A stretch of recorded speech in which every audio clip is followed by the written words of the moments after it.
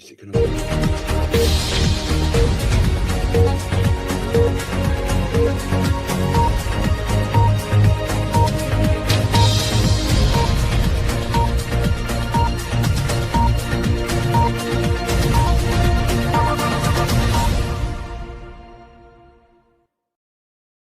I'm gonna pull the whole thing down.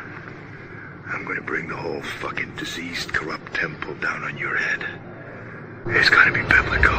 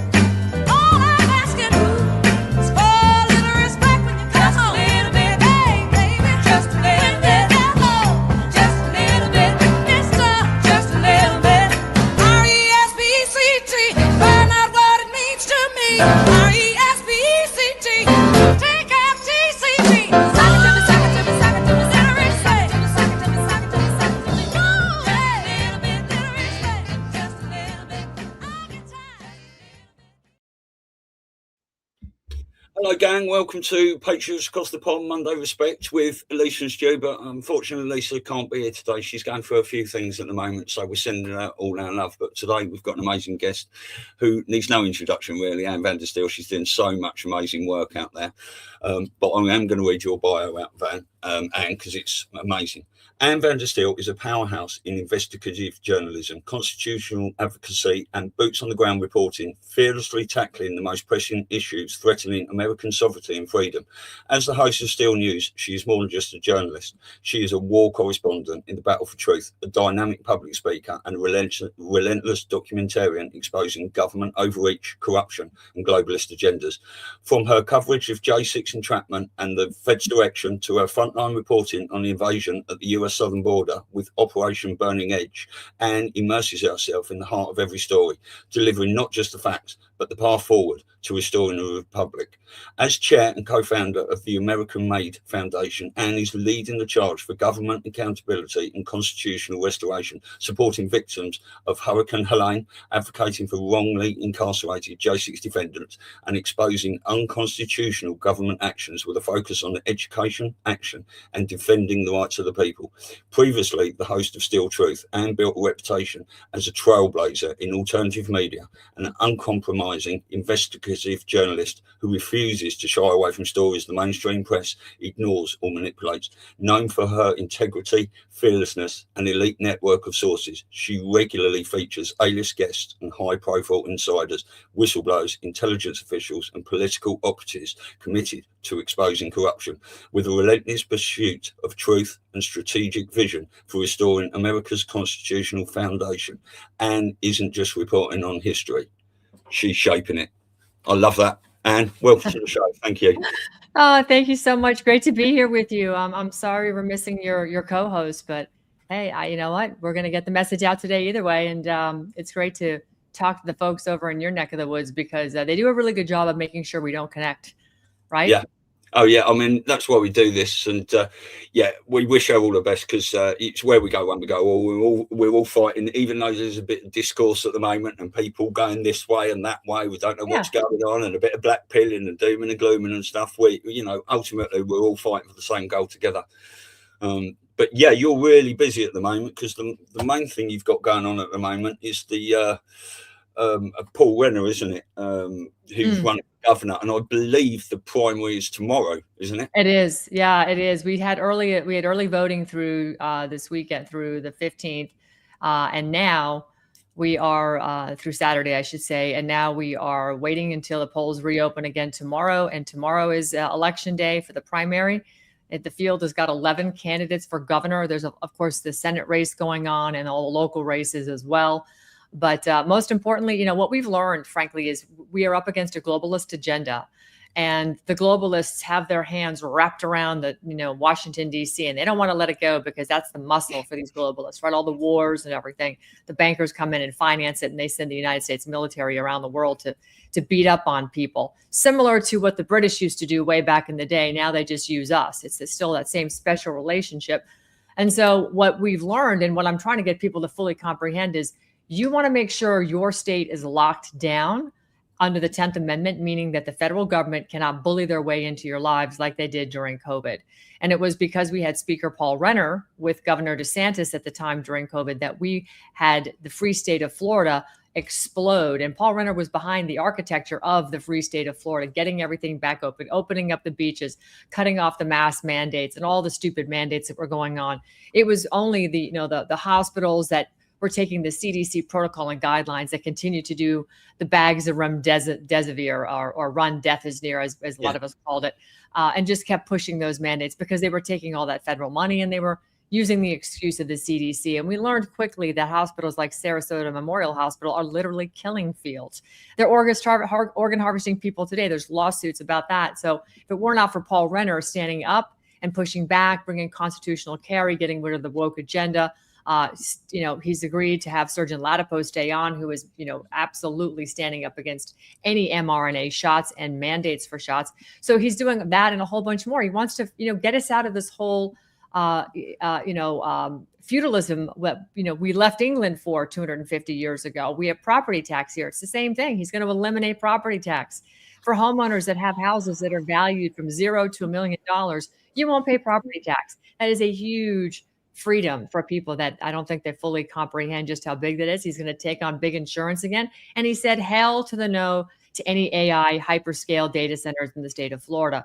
So these are all the things that he's standing up for, which is our sovereignty, our natural resources, protecting the state of Florida, and a trust for our land and our air and our water, which are, seriously under attack, particularly when we have chemtrailing still going on and geoengineering. And he's addressing that as well. So this is why the establishment is fighting so hard. And this is why we are fighting so hard back against the establishment. I can tell you this, there isn't an appetite for Byron Donalds here in Florida. The voter turnout is incredibly low.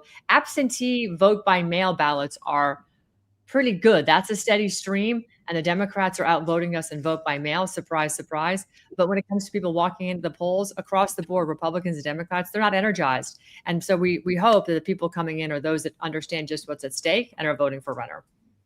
Yeah, well, that's good. He sounds like the man for me. Now, we were watching the race for California a little while ago because we were back in Lewis Herms, but he was getting no coverage, and being suppressed, all these sorts of things. And this race for Florida, this is ultimately to take the place of Ron DeSantis, is it? Correct. Ron DeSantis has termed out. We have term limits here in Florida for governor, 8 years. And so Paul Renner has absolutely zero political aspirations after he serves as governor. If he gets reelected, great. If he doesn't, he'll go back to private life. He left public life in 2024 when he ended his tenure as speaker for 2 years, went back to private life. And he was drafted. He had many people approach him and say, Paul, we cannot have a Byron Donalds governor. He will destroy the state of Florida. He will New York our Florida. He is from Brooklyn, New York.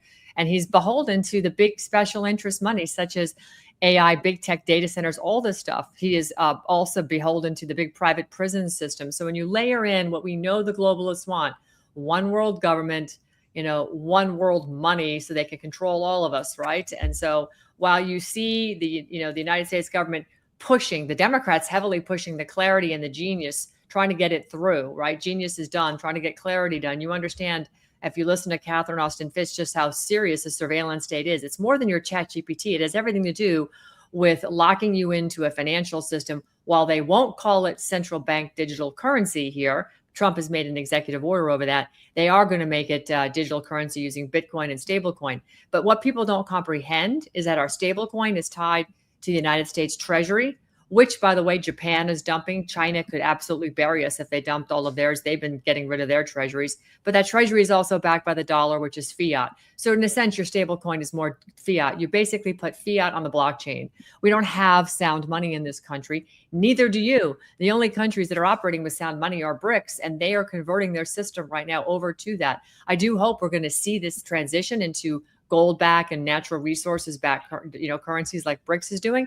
And perhaps that is the future. But right now, we've got to get a governor, and every state should be saying the same thing, that'll look at sound money, which is what Paul Renner's working with Catherine Austin Fitts about, sovereign state bank, sound money, so that we aren't beholden to the inflation that's being just manufactured at an alarming rate coming out of Washington, D.C. Yeah, exactly. Now, was Trump put his endorsement behind any of these candidates? Byron Donalds, who is the establishment darling, who has a criminal record. His wife has laundered tens of millions of dollars of state and federal money through her charter foundation for charter schools. She has Panamanian bank accounts. His reputation for hanging out with other criminal thugs like Larry Wilcoxon is well documented. As I said, he's a $100 million war chest, of which all of it is coming from big tech, big Wall Street, where he forgot to list a bunch of stock trades. I think it was 137 stock trades. He missed about 5+% of the votes, either on the floor or roll call, over his several years he's been in Congress, and he has absolutely been zero. He's contributed zero to any victories we've had here in Florida. He tried to make a run at the Speaker of the House when Paul Renner was making that same run, and Paul beat him in a debate and was chosen to be Speaker. So that's the way it goes. He's simply not qualified, but he's well heeled by the big donor money that wants AI and surveillance state and financial control coming out of Florida. Yeah, exactly. Well, I mean, we were talking about why didn't Trump put his weight behind Lewis Herms? And there's obviously, I know we don't want to hear 5D chess anymore and things like that, but there's a lot of big things playing out. So why do you think Trump would put his weight behind Byron Donalds? Do you think it's an exposure operation? It has exposed Byron, that is for sure. But that's because people like myself woke up a couple of years ago, I was at an event when Byron Donalds was the keynote speaker at Lee County Republican Party's Lincoln Day dinner. It's a big dinner that these counties do around the country. And Byron Donalds was speaking. Trump was there, and it was all very copacetic. And I thought, if this is Trump's guy, is my guy. But then, I'm an investigative journalist. So you start to do research and you start to hear whisper campaigns. Then you go dig up the roots of those whispers and you find that it's legitimate. And, Byron Donalds is not a good guy. So I stopped. I just walked away and said, I'm going to have to think about this. It was about a little less than a year ago when I learned about Paul Renner. And it was through a mutual friend. So I started looking at Paul. There's no negative anything on Paul Renner that you can find. There's no legal disputes. There's no, salacious relationships and nefarious activities with other members of Congress, for instance, like Corey Mills, who is in deep trouble right now. Corey Mills is going to lose his race for Congress. And, Ryan Elijah, the better guy, who's going to spank him on that. And that's good. But when you start to dig into Paul Renner, what you find is somebody who has had nothing but pure public service, 23 years in the Navy. He was a commander, Speaker of the House, prosecutor in Broward County, putting away bad guys, prosecuting public corruption. And he has a true plan with a contract with Florida to actually hit the ground running and call a special session as soon as he's takes the oath and removes his hand from the Bible. He's in Tallahassee, special session. Let's rock and roll, and let's give our Floridians affordability they need. Let's reduce insurance costs. Let's eliminate property tax. Let's go after public corruption, and on and on. So, this is the only guy I hear talking like that that's ready to serve immediately. And Governor Ron DeSantis, well, he hasn't come out and given a full-throated endorsement. Over the past several weeks, he has dropped some very interesting tweets and remarks regarding Paul Renner and the fact that he would be a really good governor. So I think that, the ship has sailed. It's just whether or not you have a lot of people getting on board the Renner ship or the Byron ship at this point. Okay, well, let's hope a lot more get on the Renner ship from what we're hearing. And, we are seeing a lot of people standing up and coming out with these common sense policies. We're not going down this wokery anymore, and we're seeing a lot of people stand up to run for politics that are ex-military, which is a beautiful thing to see. Yeah, it is a beautiful thing.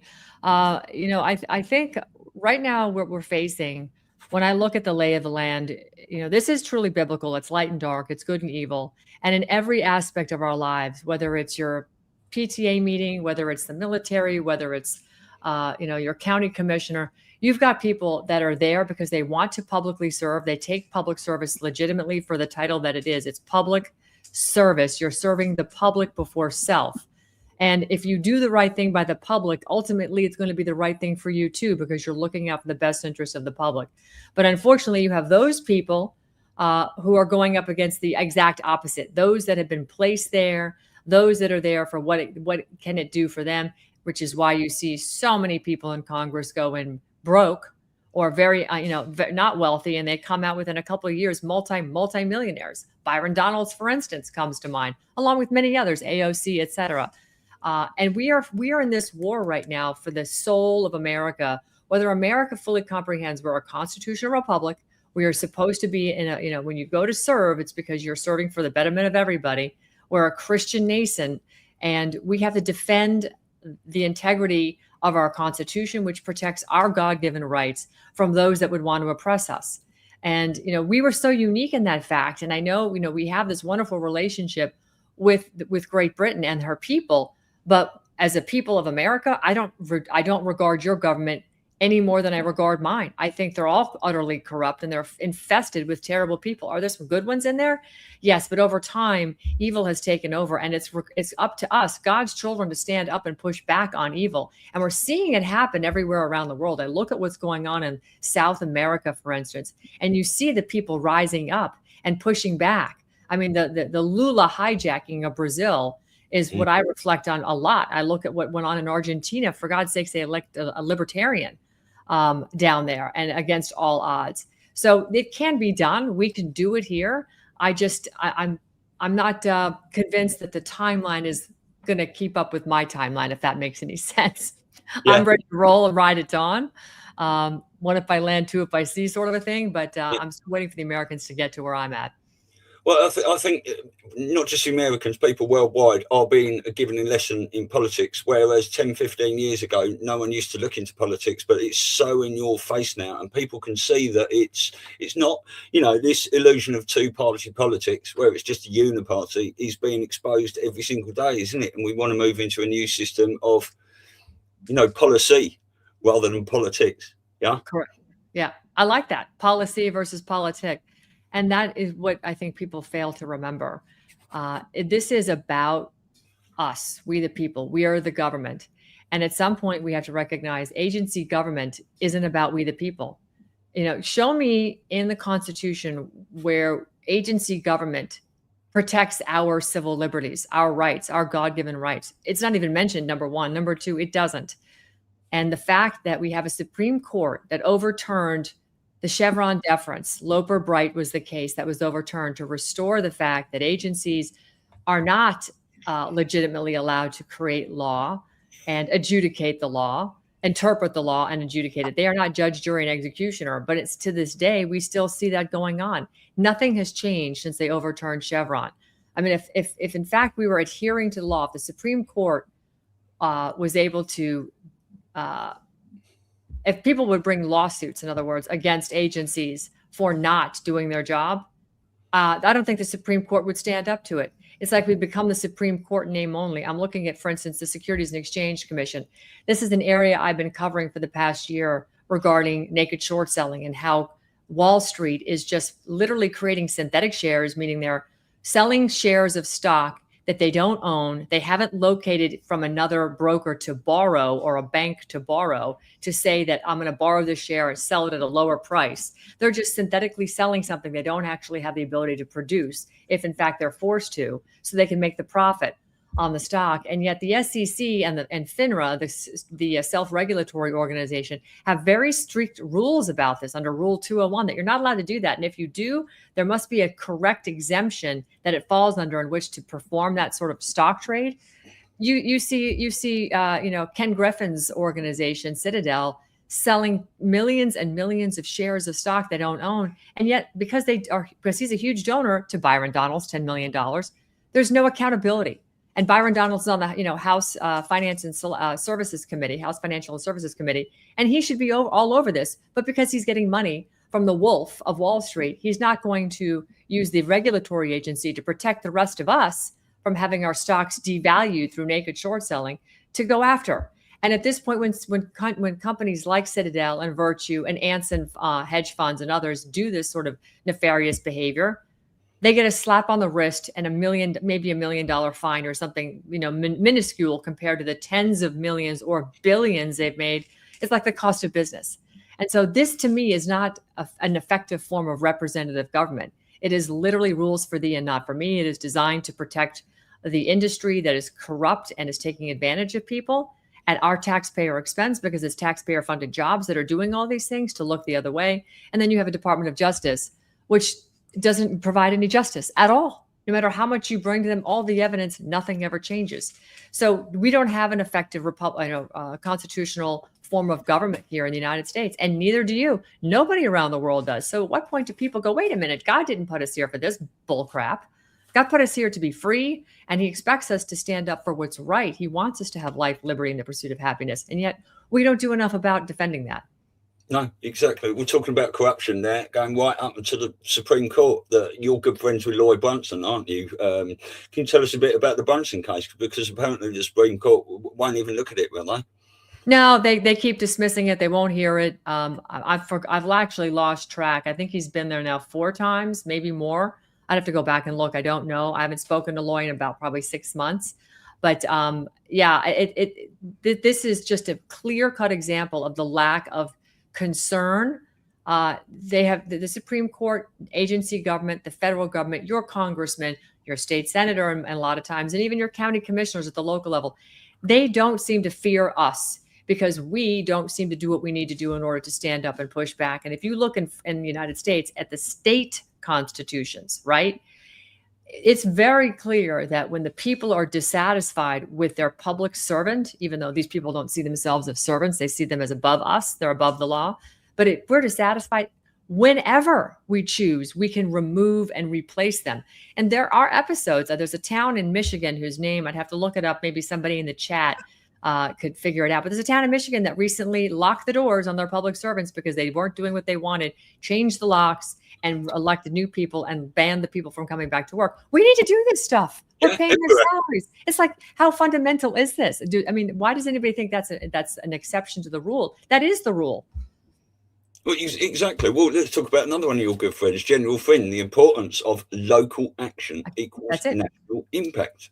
That's it. General Flynn says it all the time. When I first met General Flynn back in 2016, he was campaigning with Donald Trump. And I met him in August of 2016, right after he'd become the de facto Republican, candidate for presidency. Anyway, in talking with him, I had him cornered in a room. It was pretty funny for about a half an hour. We were just talking back and forth. And I didn't really know the significance of this man because I hadn't done my homework at that point. I'd just been introduced to him.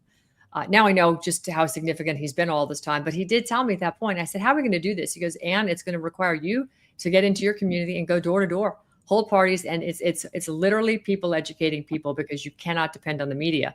And I said, well, that I know to be true. But wow, that seems Herculean. He said, it's always going to be local action as a national impact. And he's right. And he's never veered from that.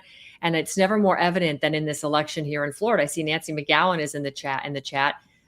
She's been fantastic. She's done a ton of work to get the word out and also facilitate fundraising for these.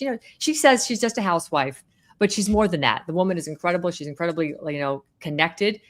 She was very helpful in getting the latest addition to our Florida Supreme Court, Tannenbaum, on there, which is a huge thing. You can see her in the pictures with all the muckety mucks. So again, it doesn't take anybody special. It just takes somebody who understands and comprehends the significance of where we're at right now in the timeline. And that if we don't step in, if not you, who? If not now, when? And so we don't have time. Time is evaporating faster than we can manufacture it at this point. And we're falling so far behind the timeline of getting ahead of the evil. We've got to start getting ahead of the evil. And as they say, many hands make light work. Local action, many hands, light work, we can have a national impact. And I want to make Florida that beachhead state. I really do. I think Florida can be the beachhead state. We were during COVID, and we can be even bigger of a beachhead come this next election. Yeah, excellent. Well done, Nancy, in the chat, and everyone else. We are all as important as each other. Anyone on this mission is fighting on the same army, God's army. So we are coming the dark, aren't we? What is the importance of God to you, Anne? Have you always been? Well, I don't even like using the word religion anymore. It's like I agree. We bow to our creator and we fight on the creator's team, but a lot of organized religion has been put there to divide us, hasn't it? So yeah, I agree with you. I believe in your relationship with God is spiritual to you and you alone. It's me directly to him. I don't condone or condemn one way or the other, whether you go to church or don't go to church.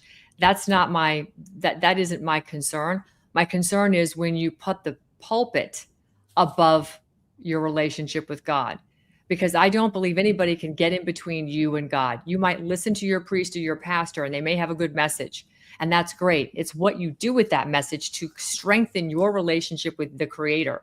That is the most important thing. Priests, pastors, they are there to be guideposts and to help you better comprehend the scriptures and what the Bible truly means and what God really means. But at the end of the day, it's your journey. And nobody gets in the way of my spiritual journey with God. I myself, every day, I look at a 7-mile walk with my dog, who is God spelled backwards. And he and I, for the most part of that walk, I'm having an out loud conversation with God. And it starts off with prayer, but then it moves into, okay, God, this is what I'm doing today. This is what I need to get accomplished. Help me with the hedge of protection, remove any impediments for me to getting to this done. And if what I'm trying to get done isn't right, open the right doors for me to walk through so that I make sure I accomplish what needs to be accomplished. These are the kinds of things I do on a regular basis. And it's very powerful. And to your first question, was I always spiritual? Was I always connected to God? The answer is no. I was born into a family that didn't practice any kind of religion, didn't talk about God, but I always knew something was different. I just didn't know what. And it was actually really in 2021 when I was on the Reawaken tour in Tampa, and a Tampa tour stop, that I was listening to a lovely lady by the name of Emily Peterson talk to another woman, Kimberly Reynolds, and Kimberly was saying she wanted to be baptized. And Emily said, I'd be happy to baptize you. And I just said, I want to be baptized. And so the next month we were in Anaheim, California, and Emily Peterson baptized me. And that's when I got this beautiful cross from my very good friend, Doug. Shout out to you, Douglas and Jen. And something in my life changed so dramatically from that point, because I was always under some kind of spiritual attack, or being in social media and on, TV and so forth. I was getting attacked and death threats constantly. And the fear was gone, and I've never looked back, and I've marched forward, and I'm just walking in what I believe to be the footsteps of what God and Jesus is laying before me to accomplish, to save Florida, to do the best as I can as a mother and as a wife for our family. But more importantly, it's, what are we here to do if we're not to make it better? God didn't build this beautiful planet and create Earth with everything we need to be healthy and to survive and thrive, to have man come in and create fiction and synthetic stuff so that it can poison us. And this is the battle we're in. We're finally waking up that, the U.S. Department of Agriculture, the U.S. FDA, the CDC, the NIH, these are agencies of destruction, torture, and genocide, really. The things that they're putting in our food and our medicine are killing people overall, and they're making us sicker. We're getting fatter, more inflamed.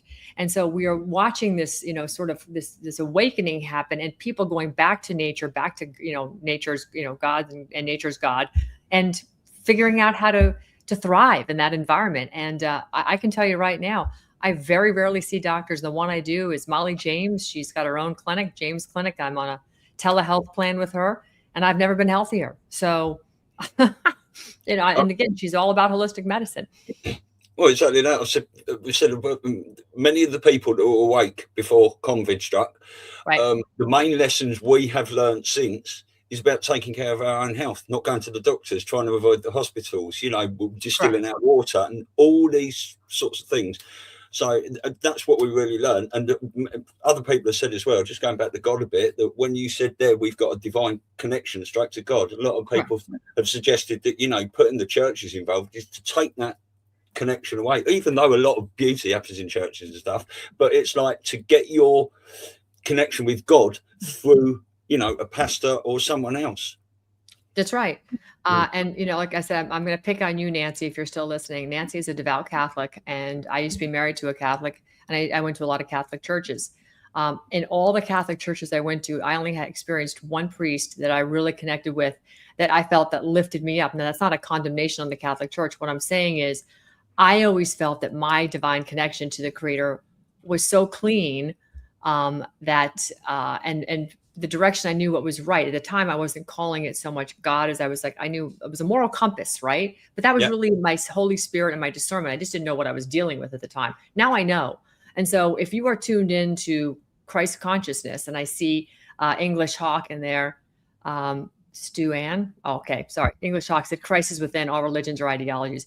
If you are in tune with that, then yes, Christ is within. And maybe you didn't know it at the time, but if you were open to that and just open to being, you know, righteous and doing the right things by people because that's what you're supposed to do, then I think people can embody that very, very quickly. And you don't necessarily need to feel terrible because your pastor said something and it didn't resonate with you and you felt worse than when you walked in. I've experienced that in some services I've been in where I felt like, wow, I'm just not good enough.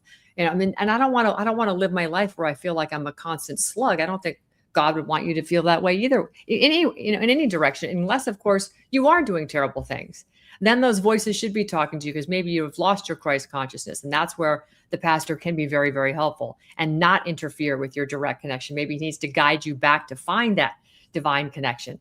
So I think people that are truly awake in Christ comprehend that and are good with that. And if you're not, you need to be led back and the pastor or the priest is your guidepost. Awesome. But I think that, you know, that we have, you know, as Dr. Zelenko said, one true God. And he was a Orthodox, you know, Jew. He absolutely didn't say one God over another. He was one true God. So for everybody that has to say their God is this or that, there's only one true God. Let's just move past all the religions and let's just say what it is. It's one true God. Wasn't a bunch of gods up there that made the earth in a Big Bang theory. You know what I'm saying? This is stupid. Divide and conquer. Yeah, exactly. It's going right back to that. Yeah, you know, God needs to write an instruction manual in many different books for us all. When I don't kneel at the end of my bed and pray, but I go out into nature all the time and I sit quietly and I close my eyes and I listen to the birds, etc., etc. I get the wind on my skin. I look at the sun. You know, that's beautiful. I love that. Yeah. So, you used to work for Trump, didn't you? In about 1990. I did. Wow, you dug deep on that one. Yeah, I did. I worked for him in 90 and 91 down in West Palm Beach at a building called Trump Plaza. I was what was called the resident liaison, which meant I reported directly to the general manager, a nice British lady, by the way. Her name was Jennifer Tennant. I need to look her up. It's been a minute. But and we had a couple of other ladies that worked in the office that were sales and leasing. And I basically reported to the general manager, facilitated paperwork for sales and leasing, coordinated stuff with the doorman and the residents. It was sort of like a Gal Friday in a way. I don't know how else to describe it, but they gave it a fancy title. I made $16,500 a year when I was 21 years old. And I could live off that, not a problem. Think about that. That's pretty amazing. And yeah, it was a great job. He came in on Fridays during season. So season for him was, you know, right around Thanksgiving through Easter, and he was down, and you could see him coming across the Flagler Bridge or the Okeechobee Bridge, excuse me, in the afternoons on Friday. We'd get the phone call, you know, Mr. Trump's on his way in. I'd look out the window. I was on the 17th floor, look out the window, and you see the white Corniche coming across, and he'd come in his tennis whites. His hair was kind of messed up, but he was a really nice guy. And he got the stuff done. Like we gave him a laundry list. This is wrong with the building. We got to do this. He made sure it got taken care of Monday morning. We got to work. Everything was fine. And I said to my dad, I said, Dad, that guy needs to run for president one day. He'd be awesome, because I was born in New Jersey, right outside Manhattan. And so, you know, there was, of course, the Woolman ice rink story that the city of New York couldn't get repaired, took way overruns and costs and time. And he got it done very quickly for a fraction of the budget. And then, of course, his development, as everybody knows, in New York City was fantastic. And so, and of course, then Atlantic City, blah, blah, blah. And look at his empire today. So you think, well, he's a good businessman. He should be able to balance a checkbook. and he'd be a great president. And he was. The first term of Trump was absolutely fantastic. This one has been a little rocky, I'd have to say. I'm not thrilled with everything. A lot of them have to do with his picks, like Lindsey Graham and Byron Donalds. I think they're terrible picks, and others he's made some bad calls on. And I don't know that it's him or it's Susie Wiles or who it is, but I think homework needs to be a little bit better. Let's cross the T's and dot the I's just a little bit more closely. Well, certainly. I mean, we've got our eyes on all these people, especially when Lindsey Graham went, and you've got a non-wrinkle flag in his coffin, and you had a wrinkle flag on other ones. Now people look into that a bit much, but it's like there's so much fifth generation warfare going on. You don't know how many of these people that have been, we've had to infiltrate the enemy back, and that's been going on for decades. So some of these people we absolutely hate may turn out to be on the right side, and vice versa. And Trump used to play golf with Lindsey Graham all the time, didn't he? And it's it's a confusing time, but we just have to keep our eyes on all of it, really. That's right. Well, it's very confusing, and really, at the end of the day, my husband is in the commodities business, and he's been doing commodities for 40 years. And I look at the price of everything because this is what we talk about at dinner. He'll get off work and we'll talk about what's going on in the world, geopolitically speaking. And I look at this great reset, this financial reset that's happening right now. And it's very obvious to me that the BRICS nations are way ahead of where we are when it comes to sound money. And what do I mean by that? Very simply, BRICS nations take Russia and Brazil, for instance. If they're trading their natural resources, Russia sending oil to Brazil, Brazil sending soybean and corn to Russia, for instance. Clearly soy and corn are not as expensive as oil. So they're going to they have a budget shortfall, right? They've got a deficit in the trade. So they've got to send something along with their goods to make up the difference in price. And so gold is what they're using to settle trade debts and trade imbalances. And this is how you stop war, because now you have free and fair trade. No one is arguing. You're not buying and selling financial instruments like U.S. treasuries that are debt based on the dollar, which is based on nothing. We've now lost the petrodollar. As you know, we don't have gold backing us. So this is we are in a very tenuous position here in the United States. And for whatever reason, the American people haven't really woken up to this. Some have, but majoritively speaking, they haven't, because we don't get world news in America.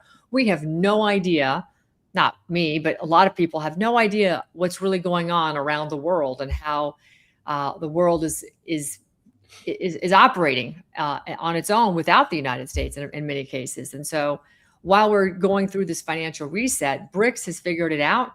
You don't see BRICS nations getting into war. Now you see Pakistan and Turkey and Syria coming together against Israel. That's going to be interesting because Turkey's a NATO ally. So how is that going to work out?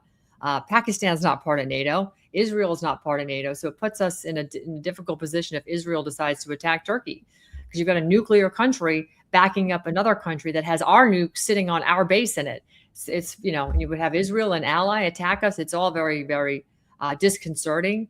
But again, this is all based on the financials, the tenuous financial situation in which the Western central banks find themselves. That's coming straight out of the Bank of International Settlements in the City of London, which, if you were to talk about who are these people, they're the same people that are running the government of Israel, and not the Israeli people. I'm talking about the government. And so just like we have some corrupt people in ours, it's the same soup. And they've recognized they printed fiat, ours mostly, into an oblivion. And we don't have anything to back it up right now. We've attached nothing to it. And so they're looking for routes and resources to steal and to take over, to say, okay, well, we control this route and these resources along these routes. So therefore, our currency is still strong, and we can, bully you into whatever. It's getting difficult for the United States to stay the bully at this point. We're getting exposed. Yeah, we were told Israel for last, and a lot have been exposed. A lot more eyes are on, things people never used to look at before. That's so, right. We shall see what happens there. Now, this is 39. We've only got an hour today, so this is absolutely flying. I want to talk about, you've got a new book out, haven't you, called The CPS Pipeline? Yeah. About the Crown Prosecution Service. Yeah. I'll put it on the screen as well for you. Great. Yeah, the Crown Prosecution Service. That's very funny. Yeah, this is Child Protection Services, Child Protective Services. Yeah, it's my mistake. Yeah. Yeah, this is So really, what is CPS? What is Child Protective Services? What is the FDA, the Food and Drug Administration? What is the EPA, Environmental Protection Agency? What is the CDC, the NIH? What are all these agencies? They have nice sounding 3-letter names that have the exact opposite consequence of what the name would instill you to believe. And Child Protection Services is that. It's really glorified state-sanctioned kidnapping and child trafficking. Child Protective Services is found in all 50 states here in the United States. The American Children and Families is an organization coming out of Social Security, Health and Human Services. Health and Human Services, which is the largest, I think it's almost a $3 trillion agency right now. Bobby Kennedy runs it. It is the largest agency we have. They are also over the Social Security Administration, and the Social Security Administration is what funds CPS nationwide. We can track $81 billion, 81 billion with a B dollars that comes out of the HHS, Social Security Administration, into the 50 states to fund all these CPS state-run agencies. And they all have different names. Some of them is Department of Social Services, Department of Children and Families, and on and on. So, but that money is what funds the state-run agencies of child trafficking and basically stealing your children. The problem that we have with CPS, very simply, is that you have an agency that is built on hearsay, anonymous phone calls, mandated reporters that have suspicions and no empirical data or evidence that make a report, what's called a 51A, and it's either screened in or screened out. If it's screened in, they take that report based on hearsay and they immediately take your children. And before the parents even get to court, the court is the star chamber of a family court judge, state appointed attorneys, therapists, caseworkers, et cetera, that all see each other on a daily basis for various, cases. But you walk in as the parent and you are public enemy number one. You don't even know your charges number two, and you're not allowed a fair trial with a jury of your peers, nor are you allowed empirical evidence into the court. This doesn't come for a long time, and your kids are taken, and you don't get to, you are under whatever the court says in terms of visitation, if at all, until you can prove yourself innocent. This is how corrupt the system is. It's not guilty. It's not innocent until proven guilty. It's guilty till proven innocent. It's a star chamber, and it's disgusting what goes on. And it's what we now know is about 95% of the children taken do not legally meet a threshold to be taken. So comprehending that, what we've done with our foundation, American Made Foundation, for which I'm just a volunteer in this foundation. There's no salary in it. There's nothing in it for me except that I want peace for my own children and grandchildren. We've written legislation that's very clear on how a child can be taken, because when you go to take a child, it better damn well be a really powerful reason, because you are destroying a family. And that's what we see happening across the board, from the income tax amendment back in 1913 to Child Protective Services today, and all the other agency garbage in the middle. They're destroying families. And so we wrote this book, and I think that this book is, and I've gotten so incredible feedback. You can read it. It's an easy book to read. It might take you an hour and 15 minutes, but every parent, every grandparent should read this, because it will give you a quick, sort of a primer on what is CPS, but also how you can protect yourself from ever having your children taken by CPS, and what to do in case they do show up at your door, so you don't make the fatal mistake of saying, "Come on in." It's the last thing you want to do. Never let them in. Exactly. We heard an amazing story from Leah McCarty, who was on here a couple of weeks ago, about this exact thing, how a family had all their children taken away, and it's just disgraceful. But isn't it true that it's about 500,000 children, 500,000, in the USA, that are stuck in this system? Think about that. Just think about that number. You said 500,000. If I told you we had 500,000 Americans or British being held hostage in Afghanistan right now, wouldn't you expect, your military and mine to be there to rescue these people yesterday? Yeah. So why would we let children, our most vulnerable, the future of your country, your children, that's the future. So you immediately rip a child out of a house. There's trauma, there's kidnapping. That trauma doesn't go away easily, by the way. That impacts who that child will be when they grow up. And now you're basically damaging the future generations that'll be making decisions about you when you're 80 years old and dribbling in a pudding cup and getting your diaper changed. Do you want those children that have been damaged by a system, which is the psychological damage that's done? I wrote a paper on this. It's called When the State Becomes Trauma, from MK Ultra to the CPS Pipeline. And it was based off what we know coming out of the pipeline, and also a compendium that we wrote as well. That's all on our website, American Made Foundation. But that trauma is what defines the future generation. And if you have a country full of children that have been traumatized, What does that country look like in another 20 years when I need somebody to take care of me and I'm old and decrepit? This is what we're doing to our country. We're destroying the future by destroying the family and the children who bears the brunt of that. Exactly. It's disgraceful, isn't it? It There's a couple of stories I've heard you tell. If you can just tell these, I've heard them in your previous interviews. How it costs every time $60,000 to move a child from one place to another. Yeah, this is, and Maureen and I were together with Chris Burns, our attorney, we're the board of American Made Foundation. We were at General Flynn's America's Future office with Mary Flynn O'Neill and all of the folks that came out to listen to us. It was about 100 some people there. It was great. People that, making a difference in child trafficking from various angles. Maureen was telling this story again Friday night, and it's hard to tell without crying. Little boy, John, we'll call him, brought into a family home, the price per bed to lay this little boy's head, and this is what they charge, is $64,000 and change. Call it $65,000 per head in bed. The problem is little Johnny was moved 20 times in 1 year, and every time they move little Johnny, it's another $65,000. So little Johnny turned into a revenue cash cow for that particular organization that was running all those group homes to the tune of about $1.2 million that year. And that's just one child. So when you think that this agency, Child Protective Services, funneling $81+ billion a year into the system, isn't incentivized, they're not there to incentivize family reunification, keep the family together. If mom has a drinking problem, let's get her in intensive therapy, but let's keep those kids at home with dad and give mom the right to come back on the weekends to see her kids. No. Remove the children and don't even deal with mom.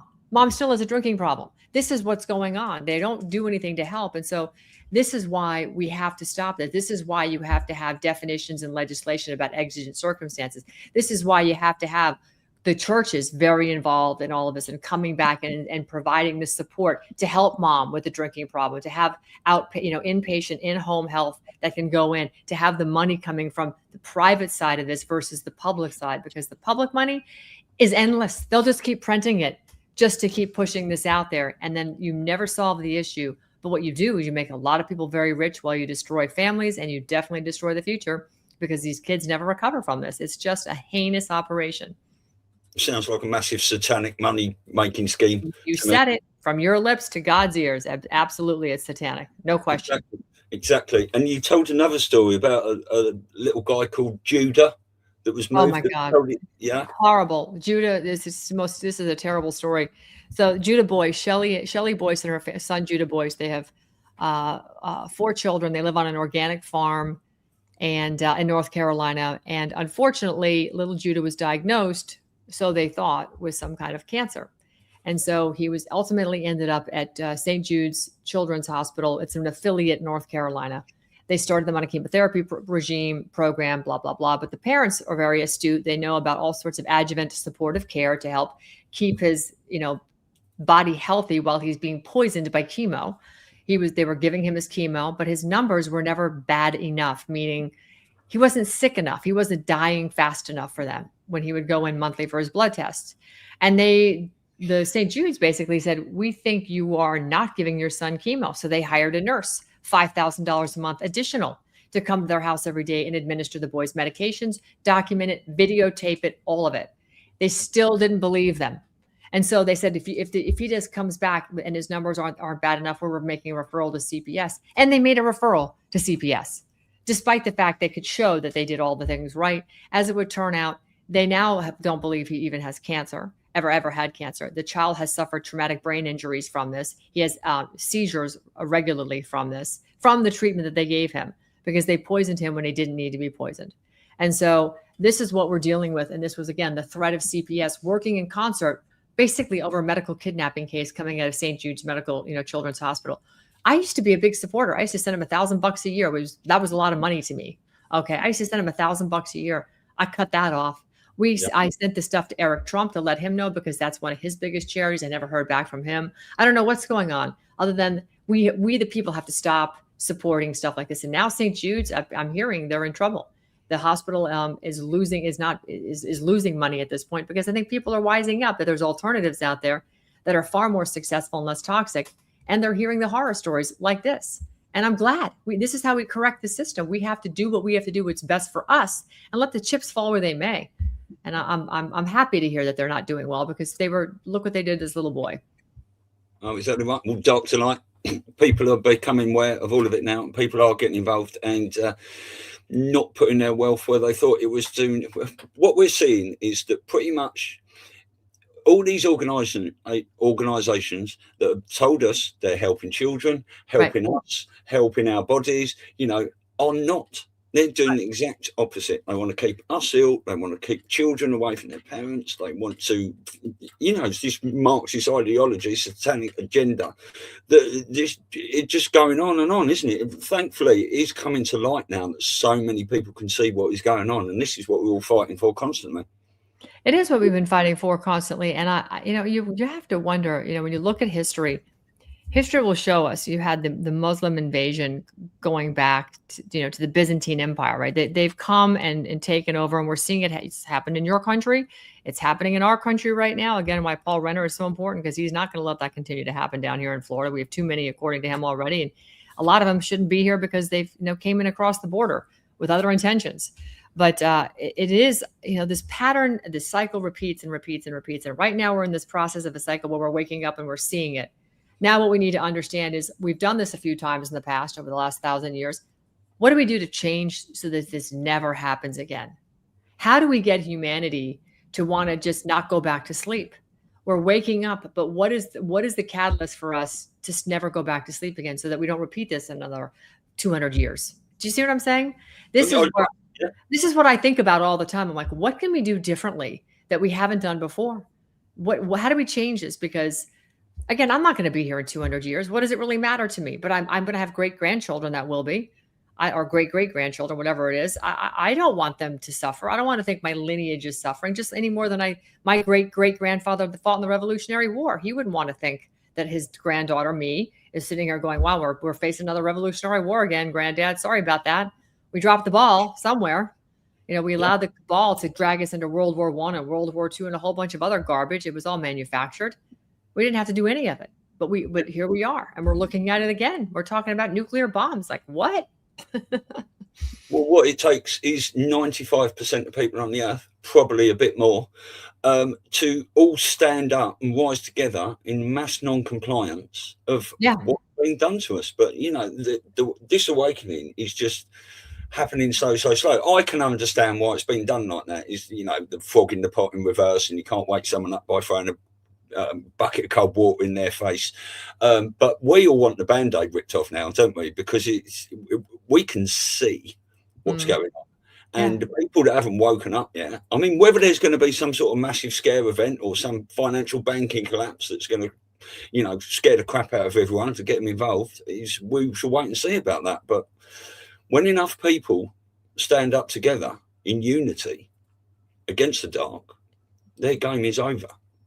That's it. That's it. It's just a matter of people have to step out of their comfort zone. I tell people all the time, Title 26, the U.S. Code for the IRS, does not apply to people that live outside of Washington, D.C. If you work, have a job, whether it's for a corporation or it's for yourself, you do not have to pay income tax. There is tons of information out there. You can read the Title 26 for yourself and look at the definitions under the CFR, the Financial Register, the Code of Financial Register. You can look up the definitions of what a U.S. citizen is based on Title 26 and certain, subchapters of it. And it's very clear. People don't pay taxes. If you live outside D.C., you don't have to file an income tax. You don't have to file a 1040. Stop giving them your money. It's not even going to fund roads here in this country. It's going to the UN. I mean, this is where people have no idea what is going on. It goes right to the IMF. This is not money helping us here in the States. We're perpetuating wars outside our country that are dragging our men and women into them. So my husband and I don't file. We haven't since 2019 when we finally woke up and read all this and learned. We're like, what are we doing? This is stupid. And we notified them. We said, hey, by the way, here's our revocation of election. We're out. And here's why. Basically the middle finger for all the stuff they did. But we showed them where we did not legally have to file anymore. And they've never sent me a letter. They don't even bother me. Yeah. at all. Well, we had Elisa and I had, and Mark was with us at the time. We had Payman Mottaheader on the show There you go. a while back, and he was talking. And Payman hasn't, he's there. He works in a lovely office, always got a lovely tie on. He hasn't paid taxes in 30 years. That's right. There's lots of people. There's criminal investigators that were formerly criminal investigators with the IRS. Joe Bannister, Jerry Peel Jackson, and others that all formerly worked for the IRS are like, yeah, no, people don't pay taxes. This is stupid. It's corporations that pay taxes, not people. Unless, of course, you work in Washington, D.C. and you're part of that cabal. Then you pay taxes. Their system, it's their codes. Their codes are sitting on top of our Constitution. They don't apply to us. They apply to corporations, which are fiction, man-made. But people, Constitution is for the people. U.S. code is for the corporations and the government slebs that work there, not us. The people that keep filing their taxes are the ones. Go right ahead. You give away your money. Send me the check. Send it to me. You don't need to send it to them. Isn't it? There's so many people doing. I've got friends here that have changed their electricity meters. They don't pay for that anymore. But everyone's doing certain different things in certain different ways. Trying to stick in the eye of the cabal. That's right. And it's going to take a lot of sticks, isn't it? It is going to take a lot of sticks. It might take something bigger than a stick. I don't know. But at this point, I don't care anymore. These people don't bother me. They disgust me, but they don't interfere in my life on a daily basis anymore. The only thing that we haven't sorted here in the United States that if we did get control of is our elections. And right now, there's a gentleman by the name of Chris Gleason. He's running for U.S. Senate against Ashley Moody in the primary tomorrow here in Florida. And Chris Gleason has documented everything about how they're fraudulently stealing elections here in Florida. Another reason why people aren't showing up to the polls this primary, because they're just disgusted. They know it doesn't matter. The votes are stolen and they fabricate winners and losers using vote by mail ballots. It's just a joke. It is a total joke what goes on here in the U.S. But they need to control the United States because we are the big stick that they weaponize around the world, whether it's financially, militarily, it's pharmaceutically. We are the big stick. And so they have to control us. But the people need to just be non-compliant, stop filing income tax, stop doing anything that is unconstitutional when it comes to overreach into your life. They tell you to wear a mask next time, tell them to pound sand. We just have to push back. If we don't, well, then it's our fault. Know the law and stand on it. But it requires people to be a little educated. And people have become lazy thanks to the education system, which is an indoctrination camp, training you to test. Our education system here teaches you how to take tests. You're not taught how to critically think, to learn, to connect dots. If you push this domino and it pushes the next one, what happens 10 steps ahead? People don't think like that anymore. And that's a failure of our education system. And so, we have so much work to do to get our country back into shape. But I think the Gen Zs, by the way, are actually going to be the ones that ultimately save us if they don't become, socialists. And that's the battle we see happening right now. Exactly. Yeah. Well, I want to be mindful of your time. We're nearly on the hour because you're a busy lady today. Where can people find you? This is your website, Anne, isn't it? Yep. AnneVandersteel.com. It has links to all of my social media. You can catch me when I'm live on Rumble there as well. But by all means, go there and you'll get connected to anything and everything I have going on socially, from Substack to X to Facebook, etc. Perfect. And this is your foundation, American-made foundation. Yep. And we have the Family First Coalition, which is a tab up in the top middle. That is where anybody can sign up and become part. It doesn't cost anything. We've written legislation and we have advocacy going on. And these are just people and organizations that are coming together and we're collaborating. I have probably 60 people that have collaborated to help write this legislation for Florida. And we're going to be actually working together with a rep from the Florida State House and a senator as well to get this adopted in the January legislation, so that we can correct CPS here in Florida. Brilliant. And that's not the Crown Prosecution Service, like I said. It's Child Trafficking Services. Ho, ho, ho. Yeah, that's brilliant. Ho. And just let everyone know that we've got the Awakening Summit at Clearwater Beach in October. Anne will be joining us for that. Yep. We've got lots of great speakers coming to this. We're making a few little changes here and there, but that'd be amazing to meet you in person, Anne. But that's for everyone, theawakeningsummit.org. And you can find all the details, tickets on there, all the venues sorted, speaker names and everything. So do you know what? That was absolutely brilliant. That's probably one of the quickest fire round hours Rapid fire on here yet. Yeah, exactly. Yeah, so amazing. So you've got a busy day ahead of you. Keep fighting the fight. Amazing for you to come on. Thank you, everyone in the chat. We love you all. But Anne, absolutely amazing to meet you. Thank you. Yeah, keep doing what you do. Thank you. Much love to you, and we'll look forward to seeing you in October. Brilliant. You take all care. Right. Cheers. See you later. Bye. Bye.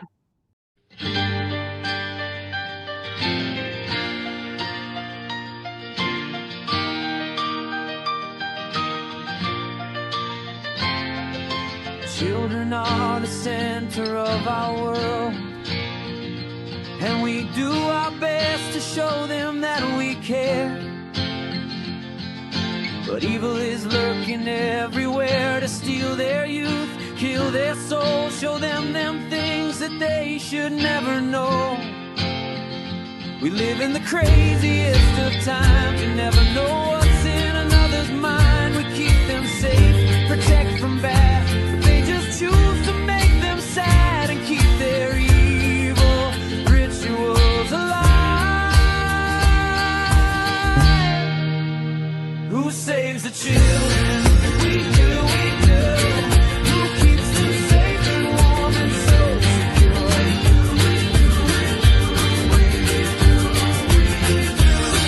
We do. Who saves the children? We do. And we'll fight to death to keep it safe for you. We'll fight for what's right with all of our might, and we won't leave one single child behind.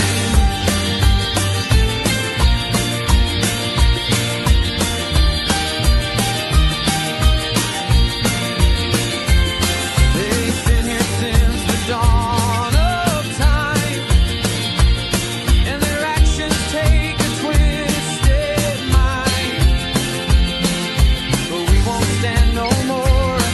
We'll track them down for sure and make sure that they are gone forevermore. Why can't you see the crimes committed on our kids by the powers that be? How long do we wait? How many must die? How many loving parents need to cry?